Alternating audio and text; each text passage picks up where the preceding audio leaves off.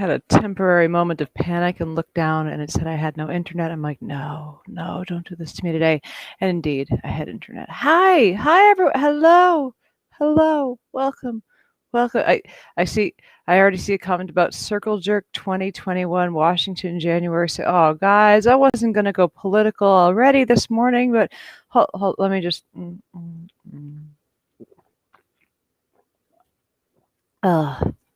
Good times. It's wow. It's really. It's like let's like I don't want to start talking about the Proud Boy Circle Jerk in DC already right now. I'm not. I don't. I have not. Normally, I say I haven't caffeinated sufficiently for that. I haven't methed sufficiently to talk about that yet today. Not haven't done it. But guess who's look. Normally we have Oliver the drooling cat or Buddy the very loud dog. I just hold on. Come here, baby. My precious baby cat who's very large came over and sat next to me today. So here's my Lexi girl. You guys get to see my little cat who's full of by little I mean she is rotund. Here's my little tortitudinal baby Lexi here. So you guys get to come and see my fat kitten. It's not fat shaming. She's big and beautiful. Lexi, don't be shy. Don't be so shy. Say hello to the people. She's like, Mama, I'm here for the treats. I'm here for the treats. It's just I see you over on YouTube saying secondary side pet. No. She is secondary to no one. She was the first of the crew. She was the baby that I had a year before I started this. True story on how on the side pets on getting them to all get along. So I got Lexi, and a year later when I started this, like 3 weeks after opening the SciBabe Facebook page, I went to a thing that Foobabe was at, and that was like, and the animal shelter happened to be there, and that was where I met Buddy, the science dog. They did not get along for the first 2 months that I had them. Lexi would hide in the box spring underneath the mattress. Like I would have to go and fish her out, and like the only way I could get her out to eat was to give her wet food. Like I was so like there were weeks where I'm like I'm barely cleaning the litter box because she isn't coming. Like she was peeing on blankets in the closet. It was bad. Like I'm afraid I'm gonna have to give one of them back because they were not getting along. And I'm like, oh, it was very ugly. But after 2 months, they finally started getting along, and now they fight for the spot on Mama's lap. But anyways, yeah, today the animal that I'm sitting here petting next to me is Mama's baby tortie cat. Anyways, so. I see Melanie sort of said, LOL, we have a tortie that's bigger than most dogs. Lexi is like, I don't look, I haven't stood on a scale with her for a while to check, but last time I checked, she was like 16, 17 pounds.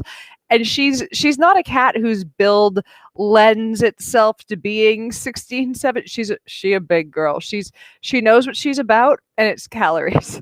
So it's good for her. She look, we don't always find our true love in life, and this girl's found it. It's eating.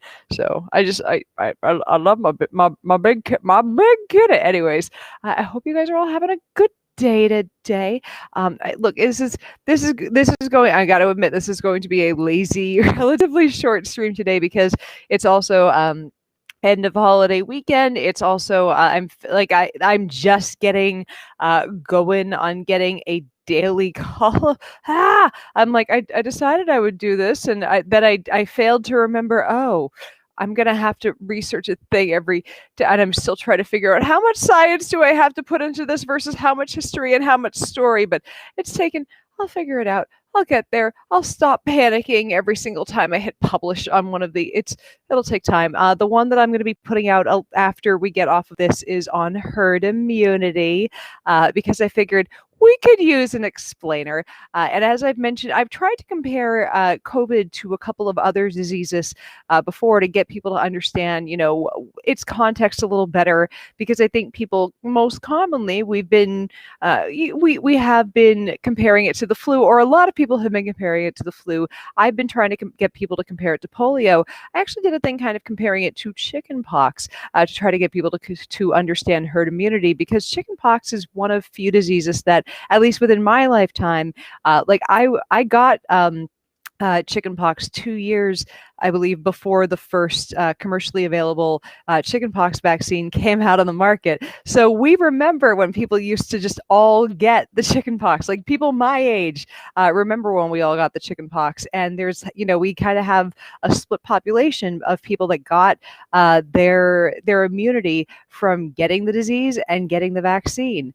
So I think it's an interesting thing that we have this thing in recent memory that we're all very familiar with, that we know that we got herd immunity by people being born, getting, and just basically the number, and this is really interesting when I was researching it, the number of cases of chickenpox that we used to get in an average year was about equal to the number of births that we'd have in a typical year, because people would basically tend to get them. You'd basically get chickenpox most people would get chickenpox in childhood, get their immunity when they were young, and when it was still relatively, let's remember, relatively not too dangerous, because yes, chickenpox can have unpleasant. I mean, it's unpleasant anyway, but it can be dangerous in childhood. Let's not say it's a harmless childhood disease. Rich Wendling just commented, "I got the chickenpox twice." Yes, people. I mean, there is the adage that you get chickenpox, you can't get it again. You can get it again. It's just extremely rare. So I mean, most people, it confers lifetime immunity. That's not 100% the case, but anyways. So people, you get it most of the time, you're immune. The thing about getting your immunity via the vaccine, number one, you're not at risk for getting shingles. And number two, you don't suffer through. I hear, like, I was 3 when I got it, so I don't remember a fucking thing about how bad it was. Like, you don't remember the suffering you went through. Let me rephrase this. You don't remember the disease suffering. Like, you remember the trauma suffering. You don't remember, like, itching for a couple of days. But yeah, I was 3. I don't remember it. My mom assures me that I had chickenpox, like, in my mouth, on my toes, in my ears. I was assured I had a bad enough case that I likely will have immunity, like, into the next like, if I come back as like a dung beetle in my next life, that dung beetle will have immunity to the chickenpox more than likely. I had a good case of it. I got my immunity in. But here's the thing. I also am at risk for me and everybody else who had the chickenpox. We are at risk for shingles now. We're going to have to get a shingles vaccine. And I've heard the shingles vaccine we've all been hearing about these side effects to the COVID vaccine. The shingles vaccine makes the side effects to the COVID vaccine look like nothing. I've heard the shingles vaccine is kind of rough, but it also, the reason why we take the shingles vaccine is because shingles sounds like no fun either. Like, we take these vaccines because the diseases are far worse, right? Anyway, hold on a second.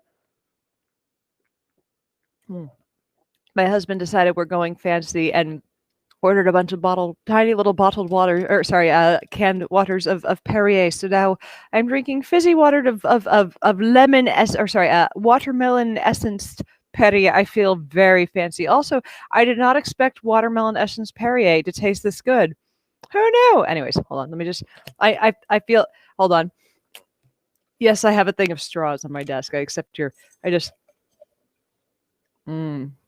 I feel like a lady now. Anyways, so back to chickenpox for an example, because I like I said, there's going to be a nice long explainer that I'm putting out after this. That will be the daily MOS today. I just wanted a nice little thing you could have drop, send to your friend, say, here's an explainer on herd immunity.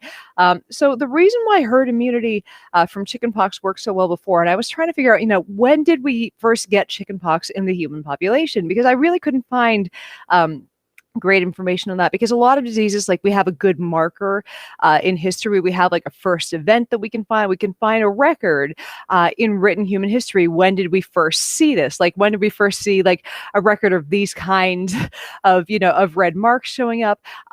We think there's a chance, and I mean, it's different sources I look through. There's a chance we've had chickenpox since the age of the dinosaurs. It's really been along for that long. So it's not like there was, like, a zoonotic transmission that happened, like, in the 1600s, and there was, like, a mass death, because people, like kids, fare fairly well with the chickenpox, right? Adults do not. After a certain age, there's I forget exactly the point, but like after you hit about age 20, chickenpox gets way worse, and further into adulthood, you get it to a certain point where there's about a 30% chance of fatality with chickenpox. Like the older you get, it's the worse it is. David Bullock just asked, "Did you get it mixed up with other poxes?" No, no, I did not. I looked really carefully, and it was really interesting because you could find the points in history where scientists differentiated chickenpox and smallpox. It's Happy New Year to you as well, Neil. Neil the atheist. There is it's you could find the points in history where they were differentiating out. All the different kinds of poxes, because there have been a lot of different kinds of poxes that cover, there are different kinds of poxes that have different kinds of effects that are different levels of deadly, and they long ago figured out that chickenpox was not as bad, obviously, as smallpox, unrelated to the point where if you got chickenpox, it was not going to confer any kind of immunity, that kind of stuff. But even it's there. It seems as though this has been with us for a long time. Now, the thing about having chickenpox with us, I see you say you asked poorly. I'll try to keep an eye for a rephrase. But here's the thing, because it doesn't seem like it was just dropped, like COVID was dropped on us and we had no immunity to it, right?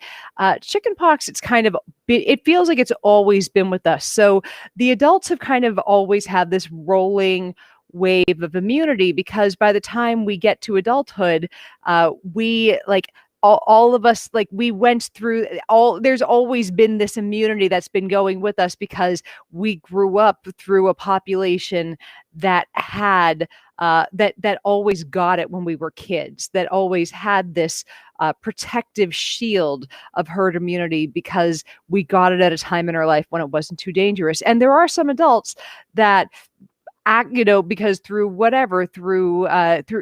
just somehow managed to not get it when they were kids. And that's when it gets dangerous, is when you don't get it when you're kids. Now, because we have a vaccine now, a lot of those adults that just, didn't get it, weren't around when there was an outbreak, whatever, adults that didn't get it, that were not exposed when they were children, are able to get the vaccine now. But now there is a smaller subsect of adults that are both immunocompromised and were not exposed when they were kids, that are at risk. Now, those adults are the ones that are really benefiting from herd immunity, because there are still outbreaks of the chickenpox right now. It's really a good thing that I'm quite surprised at this. I didn't know how high the vaccination rates were. I believe I checked in 2014, 95% of people in the U.S. age 17 had received at least one dose of the chickenpox vaccine. So it seems parents who'd gone through the chickenpox were like, nah, not for my kid.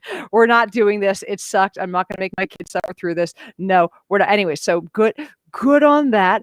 But that still means that, there are some people who are going to catch it. There's still going to be an occasional outbreak. But from having so many people both vaccinated and having so many people who have had the disease, that means that these few people who are both immunocompromised and are adults who never got the disease, who are at very high risk of having complications from getting it, they are so hidden throughout the population. There are so few people who can act as vectors for the disease to spread through, that they're relatively well protected. And that is herd immunity. Herd immunity is not get everybody sick so that some people won't hopefully get sick maybe eventually.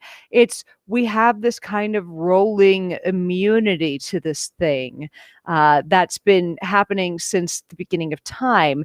And because at least with chickenpox, it's been an acceptable level of safe for children to be infected with it. And we've always kind of accepted that level of risk, because it has been at least considered low enough. And since we've gotten the vaccine, hospitalizations and fatalities have plummeted from the chickenpox. It's been an acceptable level of risk for children for our way that we've acquired herd immunity, for them to be the ones that are infected. But like, that's not an acceptable here's the thing. It's not getting herd immunity to an active disease that's killing people. It's getting infected with it, in vulnerable populations.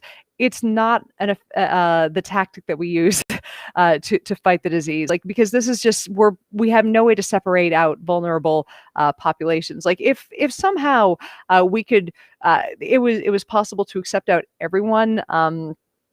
That could be a thing, but we can't. We absolutely cannot.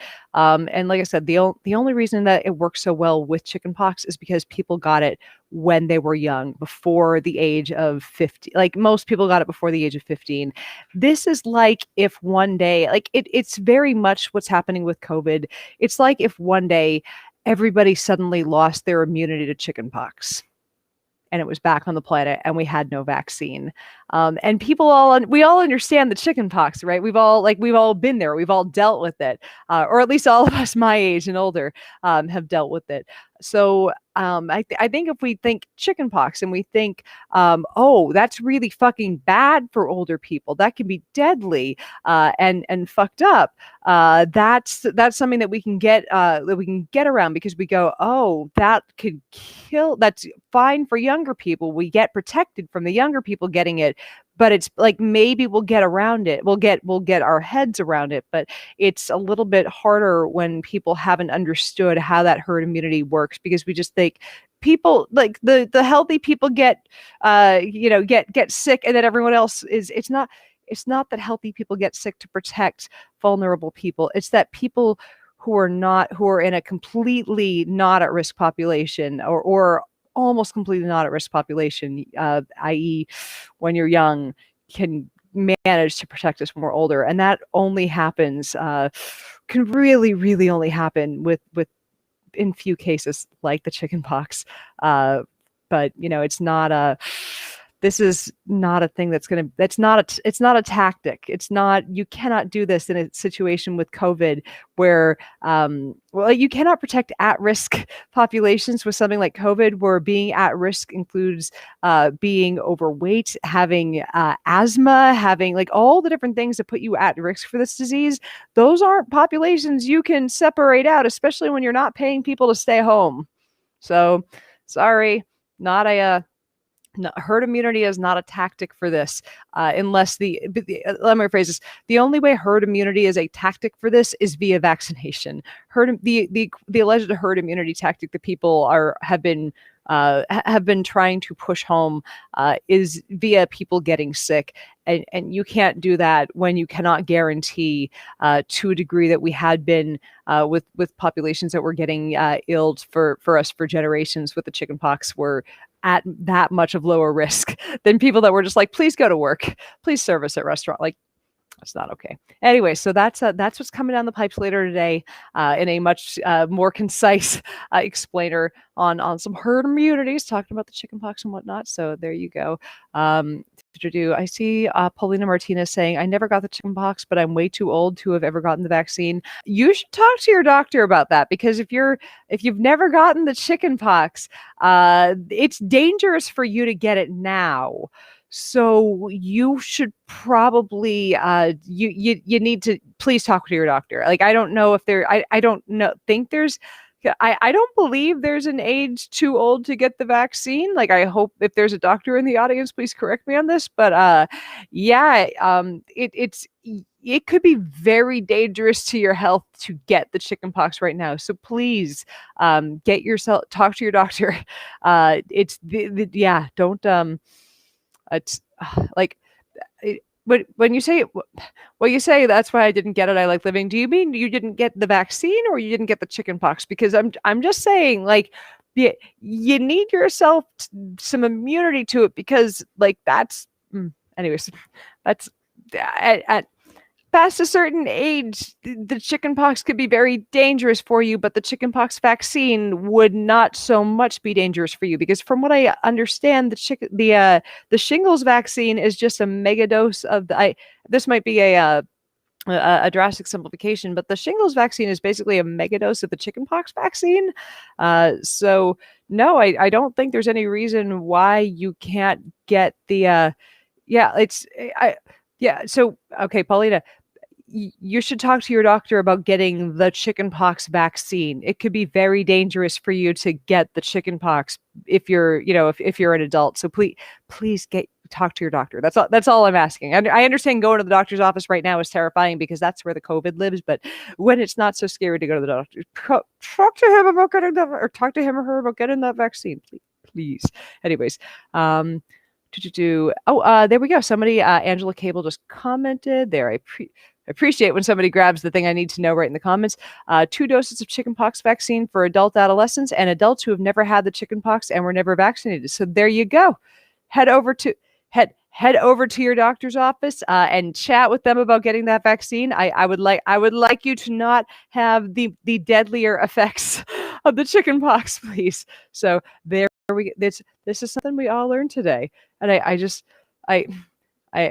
see somebody over here commenting about Cyberpunk, and it makes me sad that I'm not playing it for 6 months.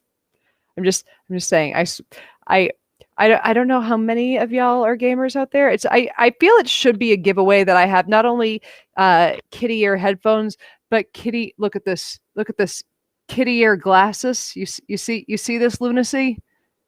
This is the derelictness that has happened with my Simon has entered the chat.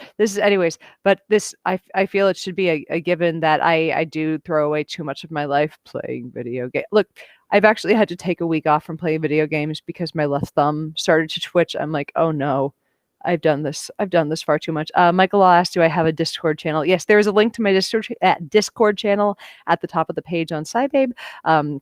But I see commenting about Cyberpunk 2077, and I promise I decided before I can't talk about COVID this entire time. It's just too depressing right now. So I decided before Cyberpunk came out, and this really makes me sad because like one of my friends works at CDPR, and she was so excited about working there before the game came out, and I know the team there put a ton of work on it, and I'm sure that I'm sure that a lot of the designers are very proud of a lot of the work that they did and put a ton of hours on. But goddamn, it makes me really like. A few days before it came out, I tweeted something saying that I tweeted something saying, this is the game I've been excited for the longest time. Like Witcher was my favorite. Witcher 3 was and is probably my favorite game. And this is just an amazing production house.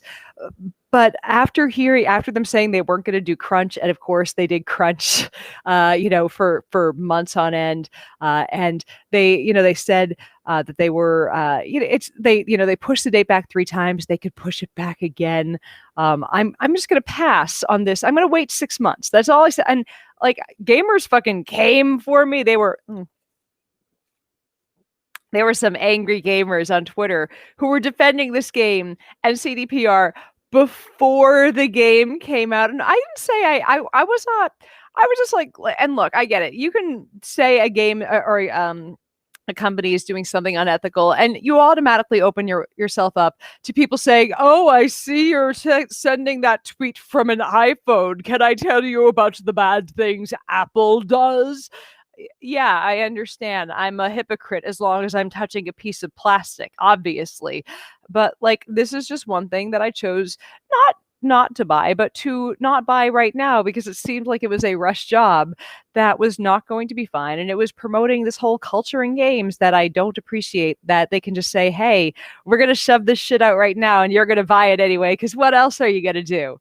Not buy AAA games? Anyways, so I opted not to buy it immediately. And so it was just funny that after a week of all of the reviews coming back, and everyone who's not a gamer is watching this is going, what?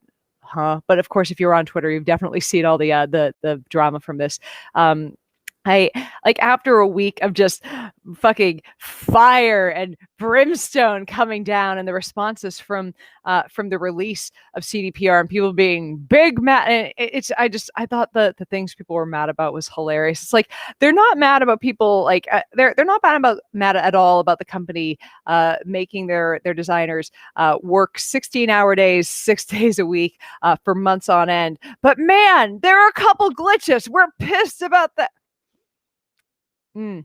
Anyways, but I'm just saying, I think I'm perfectly happy. Look, I have a bunch of games that my husband's bought over the years that I have not played through yet. So I'm playing God of War right now. Let me rephrase this. I'm playing God of War after a few more days of my thumb not twitching, because it's a little weird when you're trying to type and your thumb is just kind of going at you. So I'm like, maybe I played Near Automata a little too hard. Anyways, but yeah, like I have a lot of games I can play through in the next 6 months. I can probably not even get through the entire collection in the time it will take them to put out the DLC and the collector's edition and all the patches it's going to take to fix this fucking nightmare of a game. But I'm really excited about when the game comes out and is done. But it's kind of it's an embarrassment that they put out a game that they've been hyping for years and it's broken. And they had to give out, and it was so broken that they had to first tell people they were giving out refunds, and then the refund system. They never even told Sony, the PlayStation Store, that they were giving out refunds, and people went to the PlayStation Store and got messages back from Sony saying, "We have no idea, too fucking bad, can't get your money." And then eventually Sony's like, "Oh, sorry, here's your money. We just kidding." Like that's how fucking disastrous of a rollout it was. And after I pointed this out on Twitter, when people were like, why didn't you said mean things about my favorite production house." I'm like, oh, where are all the people that were defending CDPR and Cyberpunk a few weeks ago? Crickets. Crickets after I was told I was like the enemy of gaming a few weeks before. Anyways, I just pointing out I was not wrong that CDPR was, or sorry, that Cyberpunk was going to be a fucking mess on launch, because it was obviously going to be a mess on launch. Sorry. I'm looking forward to it being better in 6 months. It's going to be amazing in 6 months. They should have only launched it 6 months from now. I don't think that's a crazy thing to ask. Anyways, let's see. A couple, Dana Baker asked, wasn't it meant for a different platform? That it wasn't meant to be so glitchy. So here's the thing: like when they put out reviews for it, they embargoed reviews on consoles. So there were some reviews that were put out, I believe, on PCs. But it's a lot of us are not PC gamers. I play on my PS4, and of course, I'm gonna guess it plays great on a PS5. But how many of us have PS5s yet? Nah. So they knew that there were going to be issues with it for gameplay for a lot of people, and they put it out anyway. Like there's a moral bankruptcy issue there. So that's it's just interesting that Cyberpunk was kind of a game about what was it? I have many thoughts on this. There seems to be about a bit of a mental disconnect on the themes they were trying to fit into this game about the downfalls of capitalism. Moving on. So yeah, I saw someone commenting on Cyberpunk, and I couldn't look. It's a rant. I couldn't help myself. Still annoyed because I was really looking forward to that game, but bought my husband Hyrule Heroes for Christmas, and he has been just destroying that. And that, like after God of War and my thumb calming down, that's my next thing I'm sinking my teeth into. Hyrule Heroes looks really, really fun. So I see something over here that I concur with heartily. We just click on this. I'm looking forward myself to some more Elder Scrolls, but also at the same time, like do you trust Bethesda to not put out a glitchy game? But at the same time, can we even enjoy a game without the weird glitches anymore? Like there's my animals are just having a little hissy fit over here. Pardon, buddy, calm down. Very, very strange animals. Anyways. I see someone saying Cyberpunk's supposed to play well in Stadia. Does anyone have Stadia? Anyways. Scrolling.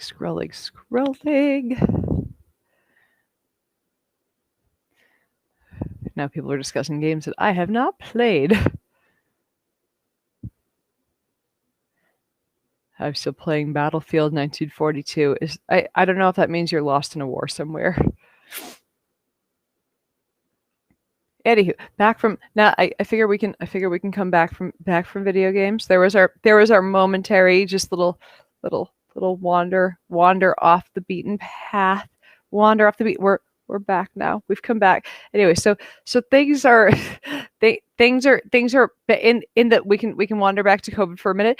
As we all know, things are bad right now in terrifying ways. And I wish that I could like I know I sound like a beaten record, a broken record.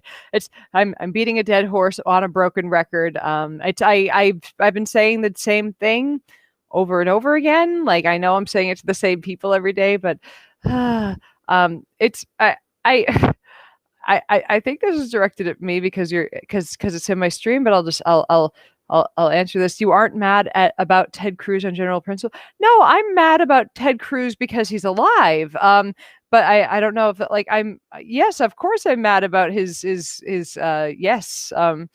Like he's his whole I'm suing to like what I don't even know what the lawsuit or what the like it's what is the thing they're trying to do to stop the election that they lost this time? Like I also partially think that all of the Republicans who are trying to stop the free and fair election that Donald Trump lost from being lost now, I think this is them just signaling to the base that, hey, I'm willing to do the crazy thing too. Vote for me in 2024. Like, I don't think a single one of them is doing this because they support Trump. I think they're doing this because they want QAnon and the far right lunatics to see that they're the lunatics too. They're because they're like Ted Cruz is a fucking crazy lunatic who has no good ideas. Nobody likes him, and is good for fucking nothing. But also, he's not completely fucking stupid. He knows he's not disconnected from reality. He knows Trump lost this election. All the people that have signed on to this, they know. Oh, you're replying to someone else. Oops, I'm gonna hide it. Anyways, they think. But yeah, they all know he's lost this election.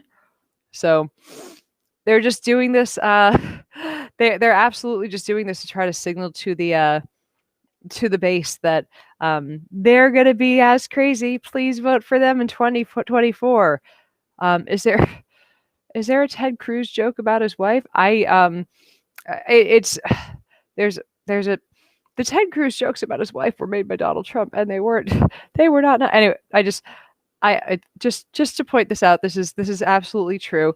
So so this is a thing that kind of this happened out of just this wasn't I didn't plan to make this into a thing, but one month we just like look right after the election, Trump started this thing, the Trump War Room, where you could call to report voter fraud. So that month we made some phone calls for Patreon.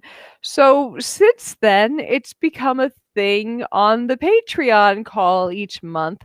On the Patreon live stream each month to call our senators with helpful advice for how they could do their jobs better. Look, it wasn't a prank call. It was a call as a concerned citizen, which is our right and duty as Americans. I'm just saying, I encourage all of you to call your senators and give them your thoughts on the job that they're doing or not doing. So those are my helpful hints. But yeah, we got Ted Cruz, we called Marco Rubio, we called Joni Ernst. It was fun calling Joni Ernst. She fucking deserved that. Anyways, but yeah, the links to if you want to join my Patreon, by the way, it's to to help keep a science writer and streamer alive. Links to that, and if you want to do a one-time donation to my PayPal, links below. And if you just want to fucking buy me some candy, because who wouldn't want to make sure that I'm just gorged on Airheads, my favorite candy, by the way. Links to that are all down below. Amazon wishlist, but mostly join the Patreon, because that's where all the cool stuff happens. Anyway, come join the Patreon. Links below. Anyways, It's the perfect description. It was a sponsored morale call. But yeah, the I just think as I like to say, think of the Patreon as a pay what you can subscription service to help keep this weird little merry snow globe afloat. So this is, anyways. Today is as I like to call the last of the easy light holiday. I'm taking it easy live streams. We're going to be back with guests next week. This is also going to be a mildly short stream because, not that you guys want to hear this, but my stomach is rumbling and I'm going to have to run to the bathroom soon. Sorry for more information than you needed, but this is live. And so things happen sometimes. But basically, when I have to run to the bathroom, we're gonna have to cut this off, which is probably coming within the next 10 minutes. So welcome to running these via your bodily fluids. But moving on. But yeah, the scrolling back over here, just looking over to comments from here, from people talking about the Patreons. I do indeed, over on the Patreon, you guys, the only way to access my cheesecake recipe is over on Patreon. And look, I'm not gonna lie, like the prank calls are fun. But my cheesecake recipe is worth at least $1 a month. Like that alone. Just come over to Patreon just for the fucking cheesecake recipe, if nothing else. It's the only way.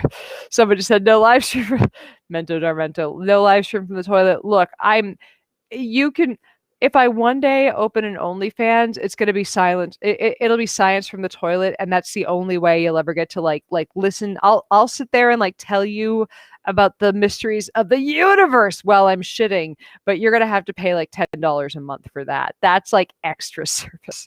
Oh my God. Let's see. I see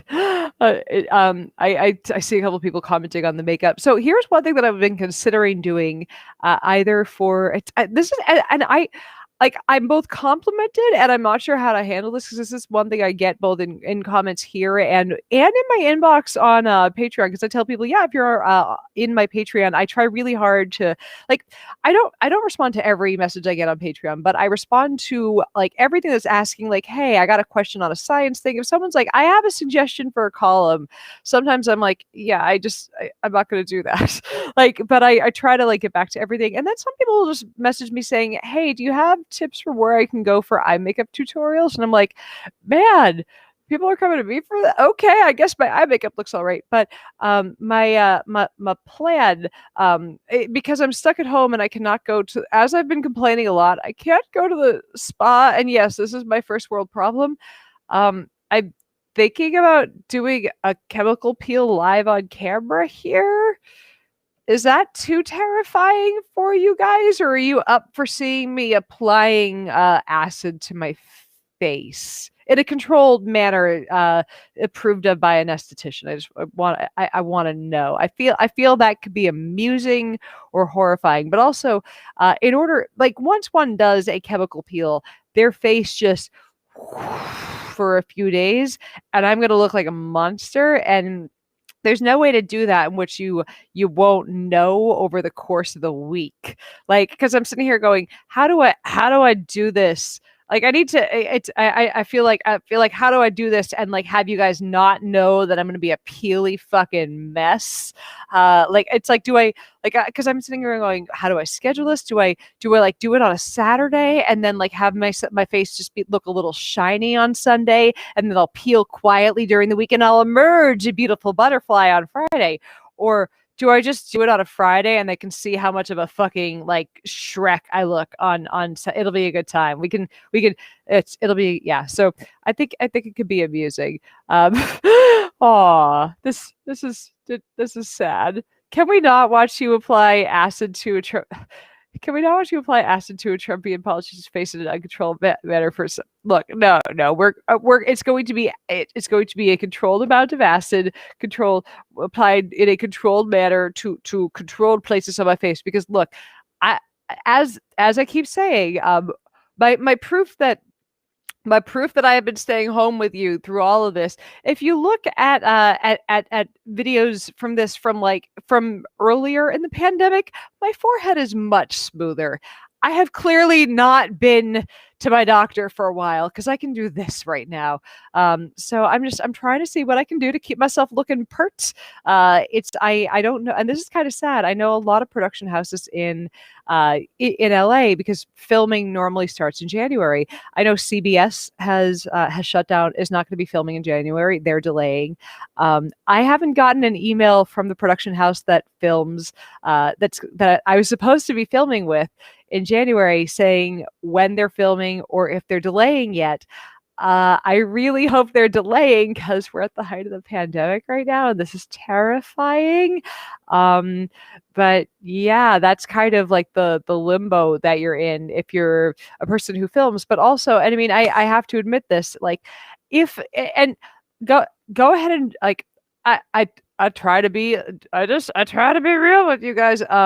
If I have to film, I like my skin to look, good. That's just part of the whole being in front of a camera thing. It's terrifying. That's like you're competing with people who are younger, perter, tighter, did not tan as much as you. And I'm not going to a spa to go get shit injected into my face. I'm also scared about, I'm scared about being around people just to film. But man, I'll, in a controlled manner, I'll throw some acid on my face and try to hopefully peel off a few layers of crepe paper and see if I can make myself look a little younger. But yeah, that's I hope that things are a little more calmed down before we film. But that's what that's what I'm doing to try to keep being competitive in a field that's run by looks. Man, this is I'm seeing comments over here. Let's see. Mentor or mentor. I'm a terrible person with like no skincare routine. Will a chemical peel help me? No, remember, I am not a like I'm answering your questions with no knowledge of your skincare or your skin type, and I'm not a doctor, not a dermatologist. So I cannot tell you what will help your skin because I don't know what's happening with it. The best thing you can do for your skin is wash it with it in general, average typical person, just average quote normal skin type, wash with a general cleanser, wash with a gentle cleanser, use a light moisturizer, non-comedogenic moisturizer, and use a sunscreen daily. Those are the things that I can tell you that are advice that work for fucking anyone. A chemical peel, that's the thing that you have to talk to someone. That's some look. I'm making decisions I would tell you not to make yourself, but I've also talked to a friend who's an esthetician about this, and basically, what she said to me was, she's like, "Look, you're a chemist. You can probably read this shit better than I can." So the reason that they tell people not to do chemical peels at home is basically because they're working with acid that fairly not concentrated acid, but concentrated enough that if you're working dumbly with it, you can hurt yourself. And having a chem degree and having worked in labs for a very long time, I should be. I feel quite confident after watching and I know this is the type of stuff that I would never tell someone to do at home. I would tell another chemist, yeah, you can probably figure this out. I would tell somebody with a high school diploma who has never read who gets scared of reading long words, please don't. I think that's a good differentiation for who should and who should probably not do their own chemical peel. I mean, I get asking, should you not do? Yeah, like, yeah, it's not it's like I said, not for everyone, not for everyone. But yeah, that's it's a thing I'm willing to do, but it's also a thing I'm terrified to do. And the main reason I'm terrified to do it, because have you ever seen pictures of people post chemical peel? If you watch a video of it, there's somebody somebody just said wear goggles. You really can't. But there's a lot of different prep steps that I've already bought all the different things I need for it. But like there are days where like people just have their skin like falling off and they can't like pull, like you're not supposed to like peel your skin yourself or it can cause hyper pigmentation. And I'm someone who like I definitely like I'm like, oh, there's skin falling off, let me yank it. So like that's the one thing that scares me about this is I have to like be really careful not to like not to pull any of the skin as it's like falling off. So I'll be you guys get to see me molt like a fucking snake. Anyways, that could be very gross. Hey Shik said you have a dermatologist, you got this. Oh, you think I have a dermatologist? Oh, that's cute. Anyways, but I'm looking forward to seeing how this goes, and I'm bringing you guys along for the ride because if I'm making bad decisions, you guys are coming with me. It's I'm doing this for the same reason you guys are. Hopefully, younger skin and shits and giggles. This is the apocalypse. Why not? Mm. It's I appreciate this from Missy Scarlett Carhart. The key to good results: no picking, good aftercare. Oh yes, I have bought hyaluronic acid. I have bought myself some petroleum jelly, and of course I have gentle cleansers and moisturizers to go with all of this. I've done all the things that I need, and also I was surprised because, and this is one of the this is why I said I've watched a ton of videos from estheticians on doing this. One of the things they said to do was to apply it not with cotton pads but with gauze. Because apparently cotton pads will absorb or can absorb too much of it and can make you apply too much. So if you are doing whatchamacallit, if you're doing my nose is just the slightest bit runny but not stuffy, go figure. This is clearly the Rhoda.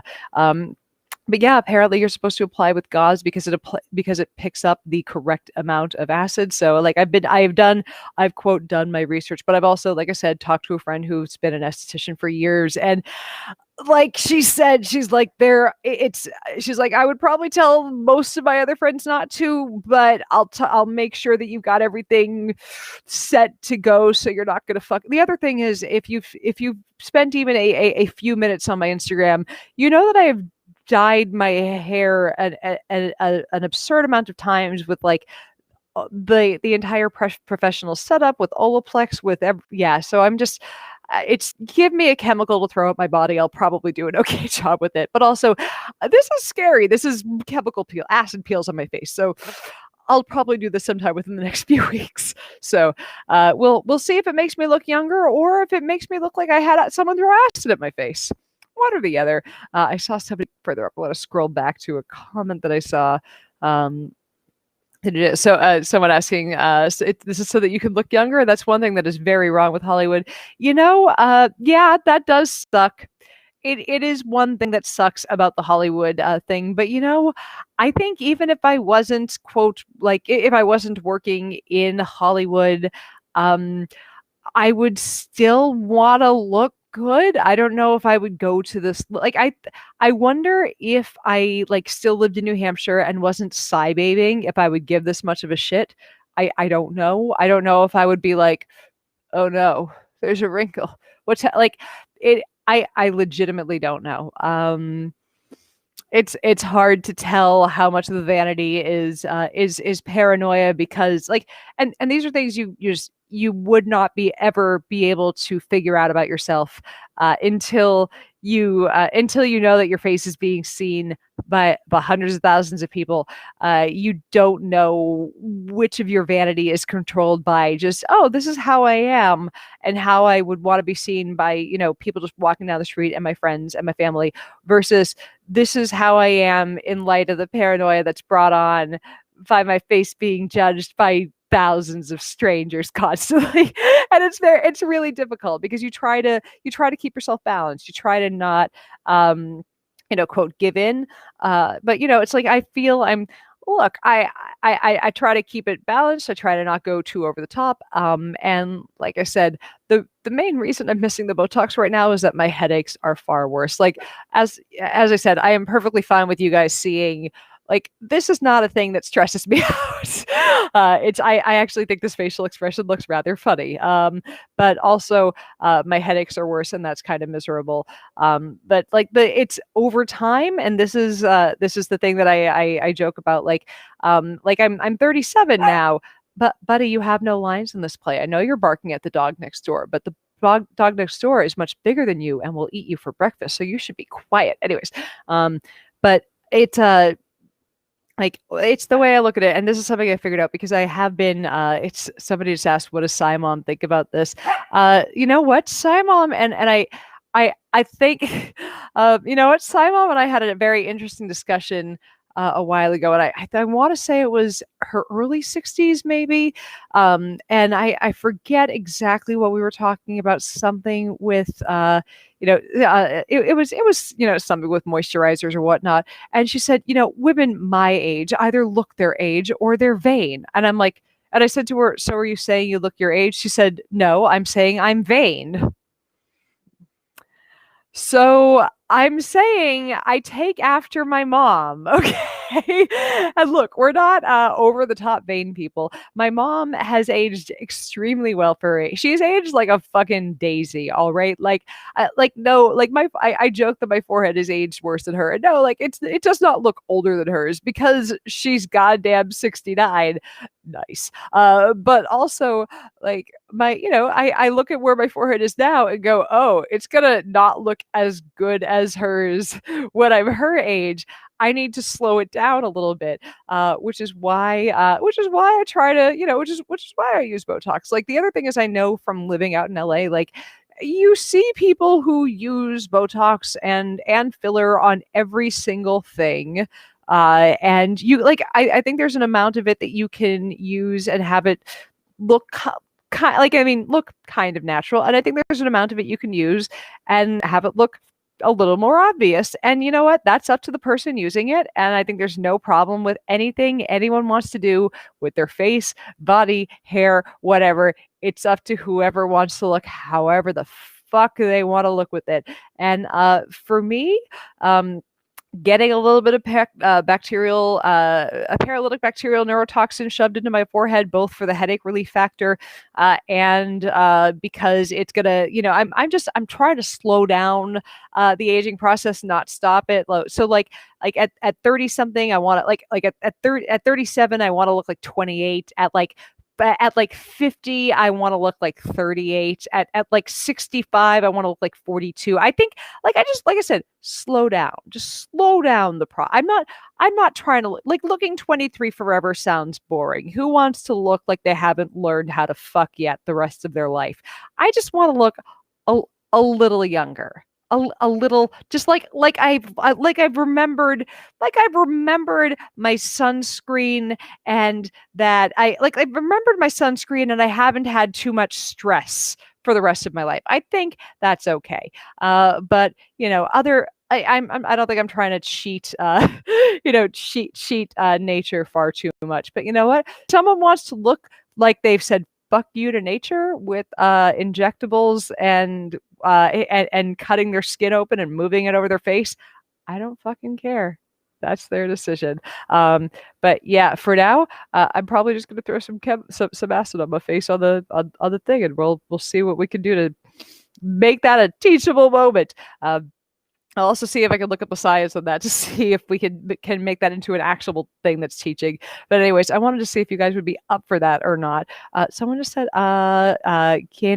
Gregory just said, I love the red lip on you. It is a Maybelline red. I'll see if I can grab it before the end of the podcast. Where did it go? Oh, sorry. Not podcast live stream, I know. Ugh. These are very attractive noises, I'm aware. Oh, here we go.